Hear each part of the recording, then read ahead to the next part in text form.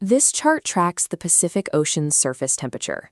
El Niño is declared when it creeps half a degree above the historical average. But 2026 models track a rapid transition from La Niña directly to extreme warming, aggressively spiking up to 3 degrees above normal. Meteorologists classify a temperature shift of that magnitude as a super El Niño. It acts as an atmospheric catalyst, triggering a multi-hazard climate crisis across the entirety of Latin America and the Caribbean. The traditional model of humanitarian aid handles these events reactively. Organizations brace for the storm, watch the destruction unfold, and wait until the devastation is complete before sending help into the rubble. The International Federation of Red Cross and Red Crescent Societies is moving away from this reactive model. By treating the weather forecast as a trigger for deployment rather than a passive warning, the Red Cross can distribute aid and reinforce infrastructure weeks before a storm makes landfall.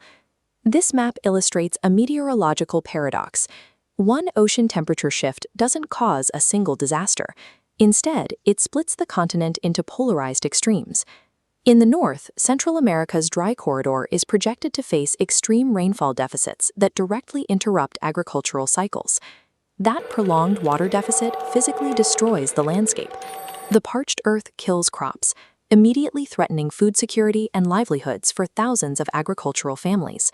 Water scarcity also drives a secondary human toll. Without steady access to safe water, local populations face escalating public health and hygiene risks. Meanwhile, the southern cone faces the exact opposite meteorological threat. In regions across southern Brazil, Uruguay, and northern Argentina, El Niño forces massive, above-average torrential rainfall. Sudden, overwhelming flooding threatens to submerge communities entirely, with brown floodwaters completely isolating structured neighborhoods and destroying critical infrastructure. Then there is the hurricane paradox.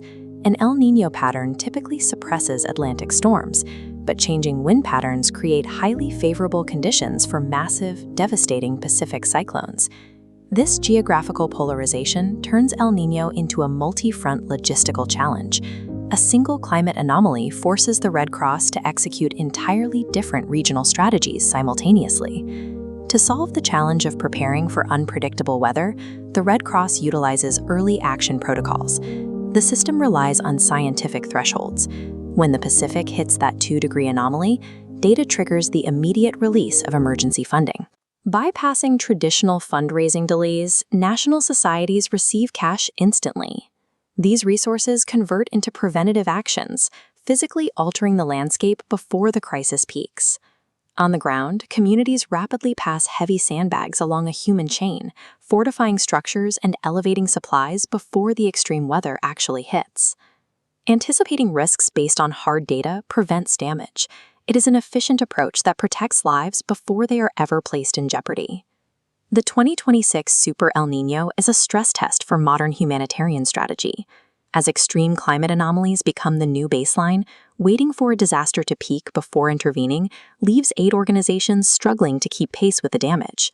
Protecting households before the impact occurs is more effective than attempting to save them from the wreckage.